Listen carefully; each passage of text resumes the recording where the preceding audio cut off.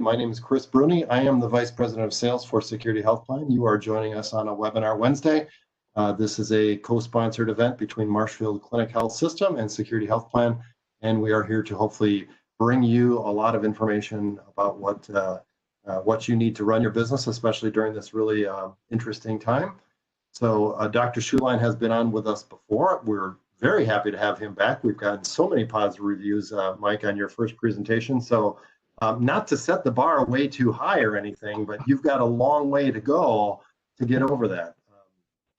So I'm joined in my adventures here with my esteemed colleague, Jeff Tucker. He's not used to me using big words like that for him, but he is my esteemed colleague. So I will hand the baton to Jeff, and he will continue with the introductions. Take it away, Jeff. Thanks, Chris. Of the Marshfield Clinic Health System and Security Health Plan. The topics come in general from you. So if you have ideas that you'd like us to present on, please do send them in. Experts come to the table and present as we're doing today. As Chris mentioned, this is a follow-up and backed by popular demand, basically, to Dr. Schuline's earlier presentation. He's going to take some of the tools from his first talk, blend them into the concept of a self-care plan. What does a self-care plan actually look like, especially in light of the behavioral health pandemic that is occurring during COVID-19? Dr. Schuline is a psychologist with the Marshfield Clinic Health System. He's also a clinical adjunct assistant professor with the University of Wisconsin School of Medicine and Public Health. And correct me if I'm wrong, sir, but it looks like you've been with our system for 32 years. Hard to believe. Wow, impressive. Well, with that, sir, we will turn it over to you. Okay. I guess that 32 years means I also am in it for the long haul, as we all are. Yeah, we're happy that you are, and that you're willing to come back on with us after Jeff and I do our little song and dance here. Before I hand it to you, Mike, there's one thing I forgot in my introductions, and that's we do have a chat feature and a Q&A up there for those of you that are attending in the upper right-hand corner of your screen. Please use that. We do want to hear from you. So if you have questions during the presentation, we will do our very best to get through them all and give you every answer and squeeze all that knowledge we can out of Dr. Schuline. Thank you. Now I'll turn it over to you, Mike. Thanks, Chris. And Chris, when you see the chat, I won't. And if you see a question you want, just throw it at me. For those of you who are foolish enough to do a part 2 with Schuline. In my day job, I primarily work with teenage males. So I'm very comfortable with people going, yeah, but, or not easily buying into something. Or being angry. So no worries about that as you look at these ideas and think about them. Part of what I'm going to draw from is my work on the Marshfield Clinic Health System's COVID response work group. Initially, we were formed in early March as a response to prepare our staff for the pandemic. And at that time, we sure thought this was going to be a short view, not the longer view it's become. And that's going to relate to what we talk about now as COVID continues. And bottom line for this is, why take your 20 minutes? You're all busy. Why take 20 minutes for this webinar? Well, here's my why. The pandemic has affected our jobs, our families, and all other parts of our lives. And now we know it's going to do so for far longer than most of us would have ever imagined, including me. And I want to start by acknowledging the distress of that fact. This is not easy to think and talk about. And as we do this, please take moments to breathe and to respect your feelings about these uncomfortable realities, and also to know that you're not alone with this distress as this continues. And you probably know many people who are struggling with this reality, including the people you care about at work. Here's an example of what the impact looks like according to a recent survey of Americans by the American Psychological Association. And the first paragraph is the summary statement by the people who ran the survey.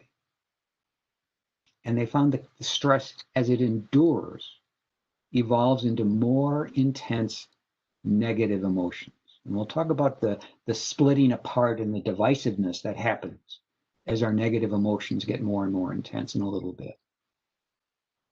And that the path to recovery will take time and needs to be addressed at a system level, which will relate to culture, which we'll talk about in a minute, and at an individual basis through self-care and having a plan for self-care. And a major part of the survey found that over half of adults wanted more information on how to do this to keep themselves healthy as we reopened, and not just healthy in terms of getting a virus, but healthy in managing the stress of it.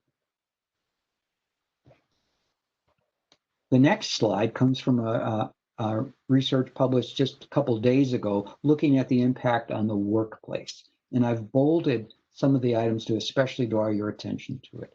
That the uncertainties of the pandemic, organizations need to actively support the health and well-being of employees, which is where I'm hoping that self-care planning and the idea of it can be brought into your work environment. Because we have greater risk as this persists for our employees becoming burnt out, exhausted, distancing themselves from work. It also this research spoke to the stress of the constant bombardment of information about COVID. Just as there's, if you caught at the beginning, a colleague I was working with earlier today talked about how they have a swear jar. And on the front of it is the word normal. And every time a person on staff uses the word normal, they have to put a quarter into the jar. Because even the idea of normal is so upsetting, because it isn't normal. And the recognition that this stress now, as it persists, can take a long time to work through. As a result, it's time to talk about longer-term plans to manage a longer-term pandemic. So here are my goals for this short webinar. First, we'll look at self-care planning in a longer view of COVID. Then we'll identify how to do it smarter. And I think you'll really like this because it's practical. Third, we'll look at one example of an individual's self-care plan. And then finally, look at how you can bring that forward into your workspace by the culture you create and how you support your staff. Oh, and a disclaimer, I have no financial interest nor compensation related to any of the information or tools that we're going to talk about. And I'd like to start with some perspective. So as you look at this slide, remember the sign that is usually on the box? There's a clue. See the metal thing? That's right. The sign would usually say, break glass in case of fire. And we leave this fire extinguisher alone, except when there's a fire.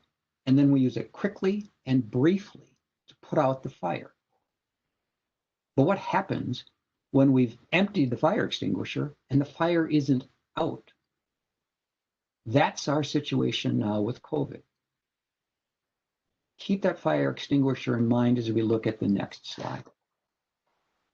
This is a little busy, and I'm going to unpack it a little bit with you. This is from the SAMHSA, from the federal government. And what this slide looked at was the phases in how a community responds to a disaster. And I'm going to adapt it to what we're experiencing as we move into a long-term view of the pandemic. Starting on the far left in this process is the warning. The warning time was when immunologists and researchers told us for years that a pandemic was likely, that it wasn't a question of if, it was a question of when. That was warning. And regardless of what you think of how we did with it or not, that was that early phase. Next was the threat phase with this particular pandemic. And this was the time where we started to become aware of some novel virus occurring somewhere else in the world. And then was impact. Boom. Seattle, New York City, and the big cities spread. And we learned words like hotspots and COVID. That was impact. And with that impact, particularly in those hotspots, it led to the heroic work by people in medical systems and scientists and government officials coming together to figure out how do we deal with this thing that we've really not dealt with like this, at least in their generation, or how to handle it. And heroic work then started to occur across the country in other health-related systems as they saw the hotspots and prepared for their own surges. That was very much the case for us at Marshfield. Communities worked together. And as we built together for Marshfield, we had people from different parts and roles coming together intensely with a very solitary, focused mission for how to prepare and be ready for this. And the emotional intensity and the sharpness of focus was unparalleled to just about anything else I've experienced in my career at Marshfield. And that's a comparable experience that I hear from others. You may remember the phrase stated all over social media and in commercials that we're all in this together. And it was by famous people we knew. That's the heroic phase, all coming together. Your businesses and other businesses may have experienced this as well, as they had to figure out, how do we adapt to this? How do we survive? How do we work together to do this? How do we take care of our employees? That's in the heroic phase, which works best when it's short term, before the fire extinguisher is used up. And then it didn't go away. And it really accumulated, the hurt emotionally and financially, the disruptions, as it didn't go away. That's where the disillusionment then starts to show up. With disillusionment, we hit some very tough questions and the feelings that go with them. I want to give you some examples of those questions as we've all moved into this disillusion. Okay? And here we are. The reality of a persisting COVID. When will businesses return to, yep, there's that normal word. When will the vaccines be released? When do employees return to their real offices? So for me, doing telehealth, I was told, well, you'll be back by May, Mike. You can tell your patients that. Then they said, well, it looks like it'll be July. And then management finally said, don't tell patients when you're going to be back, because right now it doesn't look like it'll be until next year. Those are not answers I wanted to hear. When do our kids go back to school? Talk about a question that's right in our faces now. If you have kids or grandkids, oh my gosh, do you know that one? When do the sports and entertainment events we love return? You may have heard Big Ten just canceled football. With those questions, the answer we desperately wanted was the word soon. And we're not getting that answer as this continues. And that intensifies those negative emotions of disillusionment. And as we continue in that phase, with the longer view of this pandemic, here are some of the things that I'm seeing happen. First, we long increasingly to return to normal. Remember the BC, the before COVID days? Second, we have what's called a bias in what we look at.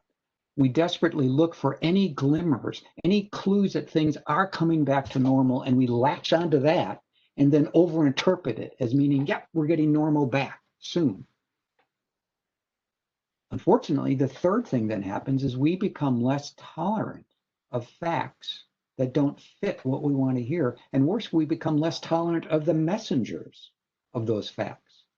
That's why our scientists and physicians are taking a big hit, because they're telling us facts that don't fit our emotions of wanting it to be normal again, because we're in disillusionment, COVID fatigue. Fourth, and dangerously, we shift increasingly to emotion-driven choices, which sound like, well, I just feel like, or I believe. And when we have intense negative emotion, those are stronger emotions, and it makes us more vulnerable to not using the thinking part of our brains before we make decisions on how to do things. And we humans, we all start from how we feel about something, and then we pause, and then we look at information and go, okay, yeah, I'm feeling this way about it, and here's the information.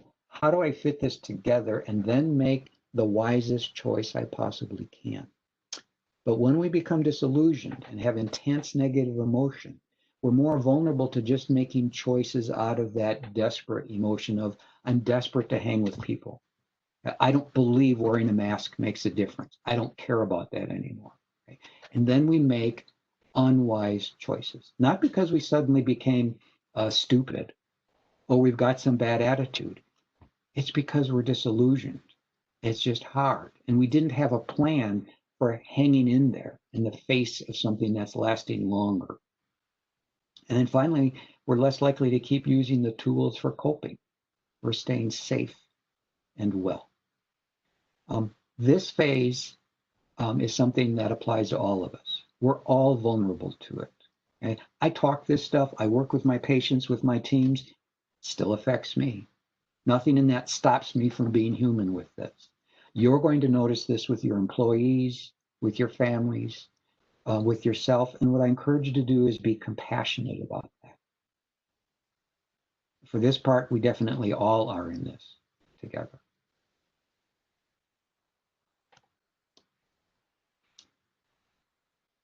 Here are the tools I reviewed in the June webinar. And I have to admit, I was vulnerable to the disillusionment too. I presented these tools as if they were in the fire extinguisher box in the photo. And as if it was the fire, you'd use those tools to put it out, and then we could be on and get back to normal. But as this persists, without a plan to engage those tools for the long term, they run out, just like that fire extinguisher. And then meanwhile, the pandemic continues to burn on. The reality is, we now need to move from tools to use in the crisis moment to a plan for how to keep going that includes the tools. And that's why today the topic is about a self-care plan. And a self-care plan is a thoughtfully constructed, deliberately engaged guide that promotes our health and well-being. And that plan can apply to us as individuals, as part of a family, as part of a work environment. And that plan has to start from a difficult, important attitude. And that attitude is, COVID is here to stay. Now, what am I going to do to adjust to this difficult fact for the long term, for myself, my family, my work? With that attitude, we're then willing to look at thinking plan rather than using a couple tools in the short term. There are three critical parts to a self-care plan. First is the parts we put into it have to be evidence-based. We have to have proof that they're worth the time to add. What's the data, the evidence behind doing this or doing that? Second, they have to be practice-based, meaning in the real world, and they have to be smarter. So I'm going to go over how to be smarter as you set up a plan. And third, it has to be culture-based, and this is huge. Without a culture to support this, any of these things become like a New Year's resolution. And you know that the half-life of a New Year's resolution. By February, the great majority of those have been pushed to the side. Culture is what helps keep this going. The culture you create with your family, the culture you create at work, to pay attention to your self-care and the plans that support that. Now let's take a look at some components. So for example, a piece of evidence would be, we know that staying hydrated during the day supports best performance. Because when we even get 1 to 2% dehydrated, our brains become less effective, less efficient. We get a bit foggy. We're not at our best. That's evidence that can be used. So that's an example. We want evidence to support what things we're putting into our plan. Here's the cool one, how to do this smarter. Smarter is an acronym, and I'm going to unpack that from each of those words. A practice that is specific. So it says exactly what you're going to do. It's measurable. You can count it, know whether you're doing it. It's achievable. Yeah, I can make this happen. It's realistic. It's timely. It fits the need. It's engageable. You can grab it and do it. And when you've done it, it's reinforcing. Now, this might look silly, but this is how practical it is. Here's an example of a smarter practice I use in my self-care plan. It's this thing, the water bottle. Right? The practice is at the beginning of the day, this is full of water. At the end of the day, it needs to be empty. That's measurable. At the end of the day, if I haven't drank all the water in this, I've not kept up with my self-care. It's achievable. Yep, I've had practice. My body can tolerate drinking this much water. It's realistic. It's very practical, down to earth. It's timely. Oh my gosh, got to keep my brain hydrated to manage stress and all the challenges and all the new learning I've had to do as my world turned upside down, as yours has with the pandemic. I have to use my brain more to adapt. So that's what makes it timely. It's engageable. It's sitting right there on the floor next to me. And at the end of the day, when this thing is empty, as silly as this sounds, I tell myself, hey, Mike, nice job. You took care of it.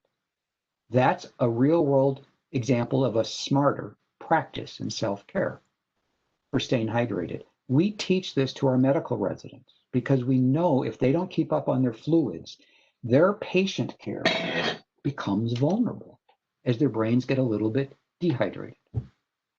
So an example of a smarter practice. Third component is the culture. Do you talk self-care at work? Our previous culture is just about all the things we're doing and accomplishing at work. We don't leave time for talking about how we take care of ourselves. Heaven forbid you talk about taking vacation, or heaven forbid you talk about having had lunch that day. Okay? Noon is a time for meetings, not time to eat. And then we model self-care at work, actually doing those things. And the culture, we then review and reduce the unhealthy practices, especially now, presenteeism is dangerous.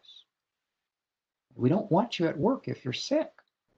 That doesn't make you a hero. That makes you dangerous.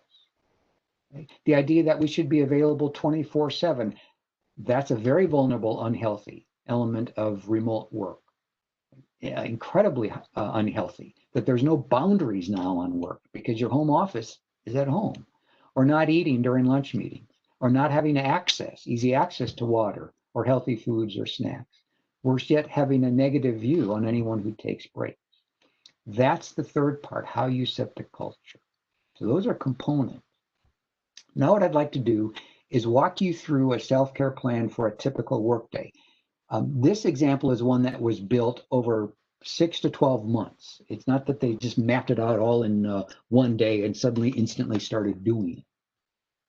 So the person broke it into chunks of the day. So in the morning, they figured out they needed to start the day by breathing something spiritual, because that was important in their lifestyle, and then their intention for how they wanted to handle the day. And they set that up because they were prone to immediately thinking of all the to-dos they had to do. Ever lay in bed and you first wake up and instantly have 10 things you're thinking you've got to do that day? What does that do to your mood and your attitude about the day? That's not self-care. This person figured out, they're going to figure out, how am I going to approach today? They then did 30 minutes of slowly waking their body up and stretching their muscles and joints, then hydrated to get their brain going, then got nutrition. Then at work for social engagement, they were deliberate. They were going to greet 3 people, and then they adjusted that for telehealth, for how they engaged and say good morning. In meetings, they started by asking about the person rather than just jumping right into a task. With Zoom, we're more likely to start right in with the serious stuff in the agenda rather than the small talk that's actually important. And they kept up on their fluids. Noon, you can see what they've added. Afternoon, they did another social connection thing. And then preparing to leave work, they stopped and reviewed the day and came up with 3 good things from that day, whether they were directly involved or they observed it. They set their intention on how they were returning home, whether that involved a car commute or a going upstairs to another part of the house. They did some breathing, and they kind of went through their home checklist. That slide, by the way, was presented at a National Academy of Medicine webinar recently, and it was borrowed from Great Britain, where this is up in their medical systems. Marshfield adapted this, and we have this at exit points for our staff across all of our facilities, for staff to check off how they're leaving to return home that day. So I encourage you to take a look at this slide in the slide deck that you'll get and adapt that to support your staff in leaving work in a healthy manner. And then evening, how they would wind the day down. And particularly look at two things. They greeted the people and the pets before they moved into the chores of the evening. And they changed out of their work uniform, which is what I call it for me, into home clothes, not pajamas. That's another change to do later in the evening. In their limits on their screen time, they also were careful on their COVID dose, to not overdose on COVID information. So this gives you an example of what a self-care plan can look like. Here are some resources I pulled for you to consider to building self-care plans. One for developing your own self-care plan, one specifically for working at home, another for how to develop a self-care plan for family, including family with kids with school, and some specific tools that can be used. All of these can be adapted to the work environment, particularly starting from what you model in your culture. So how to start? Start with honest self-assessment. Do you have self-care in mind? Is it planful? What can you do to improve that? If you want some, take a risk, ask somebody else how they see you doing and taking care of yourself. And then pick a change attitude, not resist. Change is to say, yeah, I'm too busy, and I'm going to make this happen. Okay, so I invite you into a change attitude after this webinar to go, yeah, that was nice stuff that Mike talked about, but we're way too busy. We're in crisis mode here. And it's important for me to start that this afternoon. And here's what I'm going to do. So if you do that change attitude with the and, I'm going to encourage you to add the and of your next meeting today, before you start with the agenda. You go around the room and ask each person to tell you one good thing that's gone on for them recently. And that's an example of change. Write down the things you're going to add to your plan. Start small. Share it with others. Ask them to be spotters. That's a tool I use for the teenage boys I work with because they're all familiar with the weight room. That's smart to have a spotter. Have a spotter, someone who you've said, hey, I'm going to work on my self-care. Please check with me on how I'm doing with that. And then reinforce yourself. I wish you well as you look at blending this in across your life, and hope you find the resources helpful. Take care.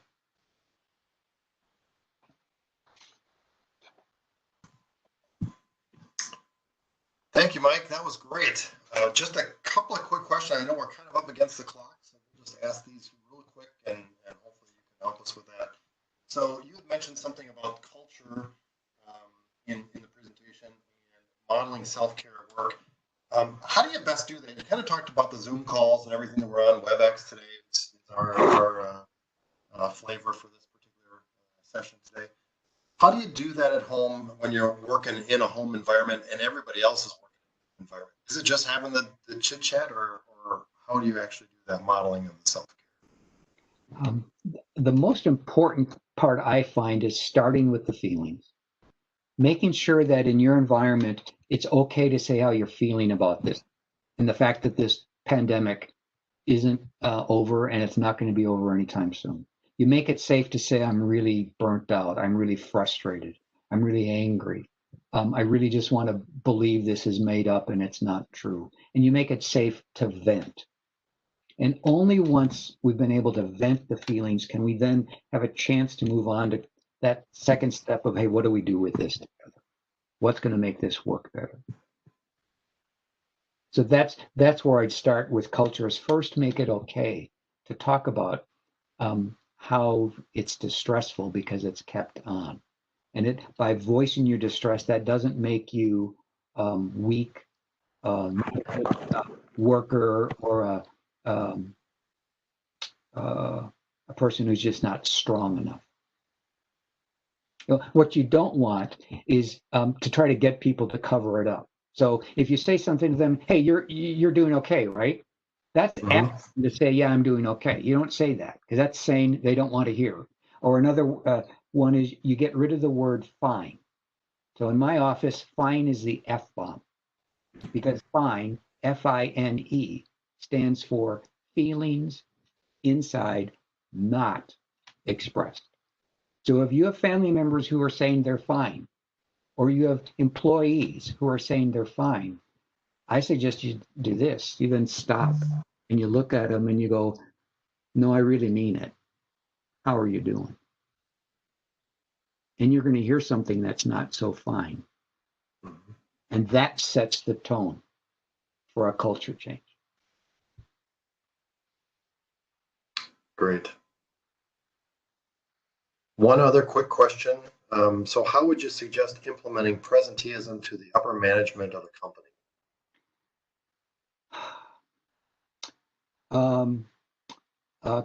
I try to be practical.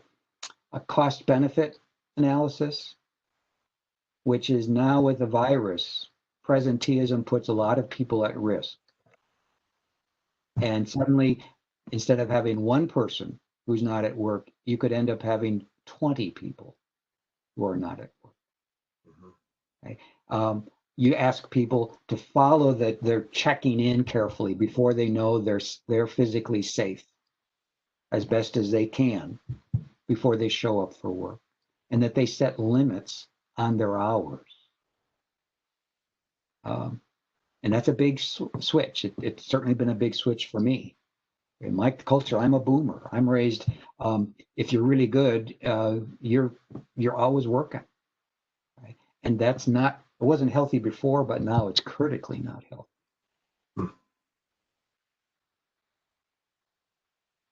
Okay, thank you. That's all the questions we have time for today. Want to make sure that we tell everybody there will be a survey after this. Thank you for joining us today. If you do have other questions you want to ask Dr. Schuline or any of us, just put those in the survey and you can send them on and we will respond to those in writing. Everybody that attended today or signed up for this seminar will get this sent to them by Ashley. She will get this out there. And again, it'll be populated on our COVID page on the Security Health Plan website shortly after this presentation ends, so sometime in the next 12 to 24 hours. Thanks again for joining us. Mike, another great topic, great presentation. You're going to be welcome back again. I hope you understand that that's going to happen again. I really wish this would be wasn't necessary. All right, Jeff, I'll hand it off to you to take us out of here unless you want to add something else or have another question.